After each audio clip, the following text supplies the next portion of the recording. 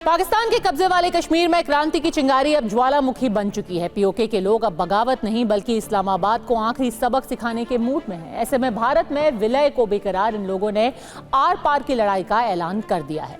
आप टेलीविजन पर मेरे बगल में आप तस्वीर देखेंगे, वो पीओके के रावलकोट से आई हुई तस्वीर है। ये देखिए तस्वीर, इस्लामाबाद और मुजफ्फराबाद में बैठी कठपुतली सरकारों के खिलाफ लोग अब सड़कों पर उतर चुके हैं। जिस कागज को ये लोग जला रहे हैं वो कोई मामूली कागज नहीं है, बल्कि इस्लामाबाद के इशारे पर पीओके में बैठी उसकी कठपुतली सरकार का वो काला कानून है जिसके जरिए आम लोगों से उनके विरोध प्रदर्शन का अधिकार ही छीन लिया गया है। ऐसा करने वालों के खिलाफ 7 साल जेल की सजा का कानून लागू कर दिया गया है। ऐसे में लोग इसे काला और क्रूर कानून करार दे रहे हैं। इसकी नाफरमानी में पाकिस्तानी हुकूमत के बाकी के खिलाफ बागी नारे बुलंद कर रहे हैं। ये महज एक आदेश नहीं, ये दहशतगर्दी है, ऐसा नारे लग रहे थे वहां पीओके में। इन लोगों ने साफ कर दिया है कि वो इस मुगलिया कानून को किसी सूरत में नहीं मानेंगे। यानी कि पाकिस्तान के कब्जे वाले कश्मीर की गुलाम सरकार ने विरोध प्रदर्शन पर अंकुश के मकसद से कानून लागू किया, लेकिन इससे लोग पहले से कहीं ज्यादा आक्रोशित हो गए और विरोध प्रदर्शन पर प्रतिबंध के आदेश को खुलेआम जूतों से रौंदा गया है। लोगों का ये जो गुस्सा आप देख रहे हैं, ये पीओके के प्रेसिडेंट बैरिस्टर सुल्तान महमूद की तरफ से जारी उस अध्यादेश पर फूटा है जिसमें गैर कानूनी रैलियों, धरने और प्रदर्शनों पर फौरन हिरासत और 7 साल जेल की सजा का प्रावधान है। पीओके सरकार की सिफारिश के बाद प्रेसिडेंट की मंजूरी से ये अध्यादेश तत्काल प्रभाव से लागू हो गया, लेकिन पीओके की आवाम इस फालतू अध्यादेश के खिलाफ एकजुट हो गई। लोगों ने यहाँ की हुकूमत से फौरन इसे वापस लेने की मांग की है। 9 दिसंबर तक ऐसा नहीं करने पर 10 दिसंबर को पूरे पीओके में विशाल प्रदर्शन की चेतावनी भी दी गई है। पाकिस्तान में गृह युद्ध की हालत है। पीओके ही नहीं, बलूचिस्तान से खैबर पख्तूनख्वा तक बागी मंजर है। इन प्रांतों के लोग पाकिस्तान से अलग होने के लिए इस्लामाबाद को चैलेंज कर रहे हैं। ऐसे में इसी साल सितंबर में पाकिस्तानी हुकूमत ने विरोध प्रदर्शनों को कुचलने वाला कानून बनाया जिसकी नकल अब पीओके में भी लागू की गई है। लोगों से विरोध का हक छीनने के लिए शहबाज शरीफ ने जो कानून बनाया उसमें था क्या, आइए आपको तफसील से दिखाते हैं। इस कानून के मुताबिक पाकिस्तान में एक अघोषित मार्शल लॉ लागू कर दी गई है। इसी साल सितंबर में पाकिस्तानी राष्ट्रपति आसिफ अली जरदारी ने public order and peaceful assembly bill 2024 को मंजूरी दी। ये बिल का नाम था public order and peaceful assembly bill. इस कानून के तहत इस्लामाबाद में अनऑथराइज्ड जनसभा को बैन कर दिया गया। इस कानून के मुताबिक बिना इजाजत धरने, रैलियों, प्रदर्शनों को पूरी तरीके से गैर कानूनी करार दिया गया। इस पाकिस्तानी कानून के मुताबिक डिस्ट्रिक्ट कमिश्नर को जनसभा पर प्रतिबंध लगाने की ताकत दे दी गई। डीसी को बिना इजाजत विरोध प्रदर्शन को बलपूर्वक खत्म कराने, प्रदर्शनकारियों को हिरासत में लेने और गिरफ्तार करने का भी अधिकार दे दिया गया।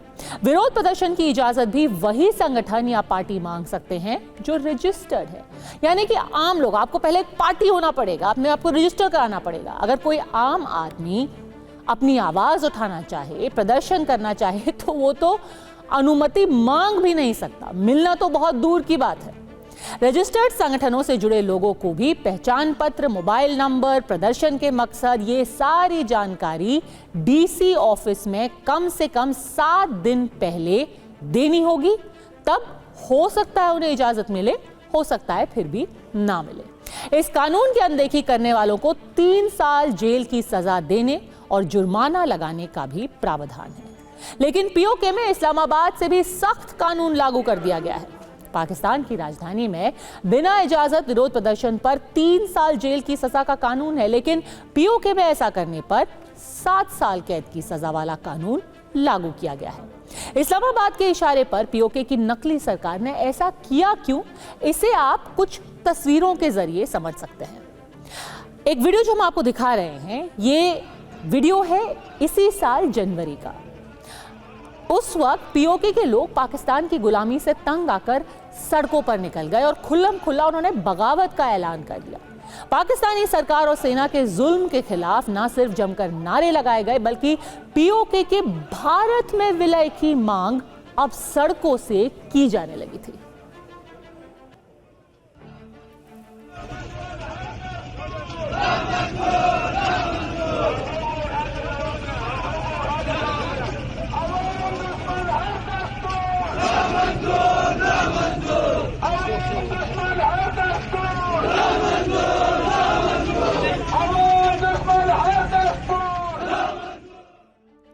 पीओके में हालात कैसे हो चले थे उसको आप बेहतर समझेंगे जब आप इसी साल मई का वीडियो देखें। रावलकोट और मुजफ्फराबाद में पीओके वालों ने ऐसी ही मांग की, पाकिस्तान से आज़ादी के नारे दिए गए, दुनिया के सामने भारत में विलय की इच्छा जताई गई। ऐसे एक दो वीडियो ही नहीं बल्कि पाकिस्तान के खिलाफ पीओके में बगावत और भारत पर भरोसे के कई सबूत हैं जिनसे पीओके के लोगों के मन की बात और दिली तमन्ना सामने आती है। इसकी वजह भी साफ है, पीओके के लोग पाकिस्तानी सेना और सरकार की गुंडागर्दी से आजिज आ चुके हैं। पर क्यों लगे ये आजादी के नारे? क्यों अब पीओके के लोग इस हद तक परेशान हो चुके हैं अपने देश की सरकार से, वहां की सेना से? कुछ ऐसी चीजें मैं वो आपको सुनवाती हूं जो पाकिस्तान की सरकार और सेना के सीने में कांटे जैसी चुभेंगी।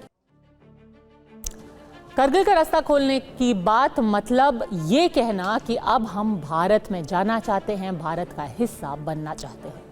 वो इसलिए क्योंकि पाकिस्तान ऑक्युपाइड कश्मीर की 2 पीढ़ी पाकिस्तान के जुल्म सितम को झेलते झेलते खत्म हो गई, लेकिन अब तीसरी पीढ़ी ने इससे आज़ादी का अंतिम संकल्प ले लिया है, जबकि इस्लामाबाद में बैठी सरकार और सेना है कि इसे किसी भी कीमत पर कुचलने का कुचक्र रच रही है। एक रिपोर्ट के मुताबिक इस साल अब तक पीओके के कम से कम 20 नौजवानों को पाकिस्तान की सेना गायब कर चुकी है। पीओके के लोग पानी, बिजली और सड़क जैसी बुनियादी सुविधाओं के लिए दशकों से तरस रहे हैं। इस इलाके में स्कूल कॉलेज की भारी किल्लत है। पाकिस्तानी हुकूमत जानबूझकर पीओके के नौजवानों को अनपढ़ रखती है ताकि वो उन्हें आतंकवाद के जाल में फंसा सके। पीओके में अस्पतालों का भी घोर संकट है। कुल मिलाकर यहाँ के लोग नर्क जैसी जिंदगी जी रहे हैं। सबसे बड़ी त्रासदी तो ये है कि जब लोग इन मांगों के लिए सड़कों पर उतरते हैं तो उन्हें पाकिस्तानी सेना की गोली खानी पड़ती है। सच ये है कि पाकिस्तान के कब्जे वाले कश्मीर और भारत के केंद्र शासित प्रदेश जम्मू कश्मीर में कोई तुलना है ही नहीं। पीओके में चौतरफा बदहाली है तो यहाँ कोने कोने में खुशहाली की बयार बह रही है। जम्मू कश्मीर से अनुच्छेद 370 और 35A के खात्मे के बाद माहौल पूरी तरीके से जम्मू कश्मीर में बदल चुका है। आतंकवाद को जड़ से मिटाने की मुहिम जारी है। कहा तो यह भी जाता है कि अनुच्छेद 370 के खात्मे के बाद जम्मू कश्मीर का सही मायने में भारत में विलय हुआ है। यही आज़ादी के नारे जो पाक प्रायोजित कुछ एजेंट जम्मू कश्मीर में लगवाते थे, अब वो पूरी तरीके से शांत हो चुके हैं। और अब वही लोग जो एक वक्त अलगाववाद की बात करते थे, इस बार जम्मू कश्मीर में उन्होंने इसी देश का चुनाव लड़ा। बस ये विलय तभी तक अधूरा है जब तक पीओके भी इसमें ना मिल जाए। जम्मू कश्मीर में हाल ही में चुनाव हुए। शांतिपूर्ण चुनाव के बाद जनता की पसंद की सरकार सत्ता में है, जहां हर नागरिक को वो सभी लोकतांत्रिक और संवैधानिक अधिकार हासिल है जो बाकी भारतवासियों के पास हैं, जबकि पीओके के लोग पाकिस्तान के दोयम दर्जे के नागरिक बने हुए हैं।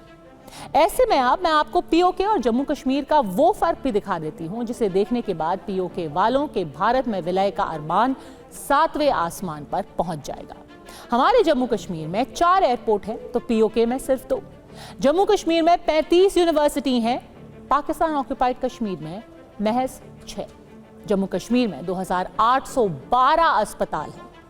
फिर से गौर कीजिए, 2812 अस्पताल, तो पीओके में सिर्फ 23 अस्पताल हैं, शायद 10%। जम्मू कश्मीर और पीओके का सबसे बड़ा अंतर यह है कि इस पार टूरिज्म यानी कि पर्यटन का एक हब बन चुका है, तो उस पार पीओके है टेररिज्म यानी कि आतंकवाद का हब। जब भी आप कभी सुनेंगे कि कोई आतंकी हमले की कोशिश की गई, जब कोई सरहद पार आतंकी आया, तो वो किस कैंप में ट्रेन हुआ? पीओके के कैंप में। जम्मू कश्मीर G20 की मेजबानी कर चुका है। डल लेक के करीब फॉर्मूला 4 रेस हो चुकी है, जबकि पीओके में ऐसा सोचना भी असंभव है। पाकिस्तान ने क्रिकेट की चैंपियंस ट्रॉफी के टूर के लिए पीओके को चुना था, कोशिश की थी कि इसको पॉलिटिसाइज कर दिया जाए, लेकिन बीसीसीआई के कड़े तेवर देखकर पीसीबी को यह प्लान भी रद्द करना पड़ा। जम्मू कश्मीर में महंगाई दर 8% है, पीओके में ये 37% है। 2022 और 23 के बजट में भारत सरकार ने जम्मू कश्मीर के लिए करीब 1,94,121 करोड़ रुपए का आवंटन किया, तो उसी साल पाकिस्तान के बजट में पीओके को कितने पैसे मिले? 100 करोड़ रुपए। एक बार फिर से तुलना कीजिए, यहां जम्मू कश्मीर को मिले 1,94,121 करोड़, तो वहां पीओके को मिले 100 करोड़। कुल मिलाकर जम्मू कश्मीर और पीओके में कोई तुलना हो ही नहीं सकती। जम्मू कश्मीर को धरती के स्वर्ग का दर्जा है, तो इसके ही एक हिस्से पीओके को पाकिस्तान ने वहां के ही लोगों के लिए पूरी तरीके से नर्क बना दिया। भारत का स्टैंड क्लियर है, पीओके भारत का ही हिस्सा है जो आज नहीं तो कल मिल जरूर जाएगा। इसके लिए कोई खास मशक्कत भी शायद नहीं करनी पड़ेगी, क्योंकि अब पीओके वाले खुद इसको हकीकत बनाएंगे। मुझे लगता है कि पीओके जो है भारत का अंग है। कहीं एक समय में किसी के कमजोरी के कारण, किसी की गलती के कारण हमारे यहाँ से टेम्परेली निकल गया। भारत के पब्लिक को विश्वास है कि अगर हमने ऐसे सरकार को चुना है जिसमें यह हिम्मत है 370 करने की, उसको रद्द करने की, तो उस सरकार में जरूर हिम्मत होगी। कुछ अधूरा रह गया है। जम्मू एंड कश्मीर के पीओके को आप भारत का हिस्सा नहीं मानते हो क्या? एग्रेसिव ना हो, जान दे देंगे इसके लिए। क्या बात कर रहे हो आप? एग्रेसिव होने की क्या बात कर रहे हो? जान दे देंगे इसके लिए। आज जम्मू कश्मीर जिस तरीके से विकास के रास्ते पर तेजी से आगे बढ़ रहा है, मैं दावे के साथ कहता हूं, मुझे लगता है, मैं कोई ज्योतिषी नहीं हूं, मुझे लगता है कि पाक अधिकृत कश्मीर में रहने वाले लोगों को भी अब लगता है पाकिस्तान हमारा विकास नहीं कर सकता है। विकास यदि कोई कर सकता है तो भारत ही कर सकता है, प्रधानमंत्री मोदी ही कर सकते हैं। और शायद पाक अधिकृत कश्मीर के रहने वाले लोग भी ये कहेंगे, हम अब भारत वाले कश्मीर के साथ जाना चाहते हैं, यानी भारत के साथ जाना चाहते हैं। वैसे पाक अधिकृत कश्मीर का जहां तक प्रश्न है, हम तो वो हमारा था हिस्सा, आज है, और कल भी पाक अधिकृत कश्मीर हमारा रहेगा। मेरे बहनों भाइयों, पाकिस्तान को भी ये पता है कि पीओके पर उसका कब्जा गलत है, अवैध है, अनैतिक है। उसने करीब 8 दशक तक यहाँ के लोगों को बरगला लिया, लेकिन अब पीओके की आवाम पाकिस्तान के झांसे में नहीं आने वाली। यही वजह है कि वहाँ विरोध प्रदर्शन पर प्रतिबंध लगाने वाले हथकंडे अपनाए जा रहे हैं।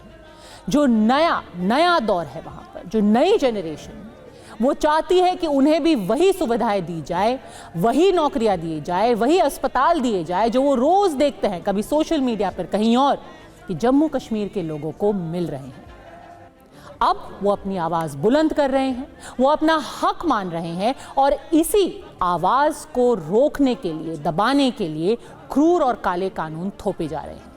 इन सब के बीच शहबाज शरीफ संयुक्त राष्ट्र के मंच पर जाकर रुदाली कर चुके हैं कि भारत पीओके पर हमला करने वाला है। लेकिन उन्हें भी ये बात तो मालूम है कि इसके लिए भारत को किसी हमले की जरूरत नहीं, क्योंकि पीओके के लोग खुद ही इस्लामाबाद को सच का सामना कराने के लिए तैयार हैं, और वो भी बेहद जल्द।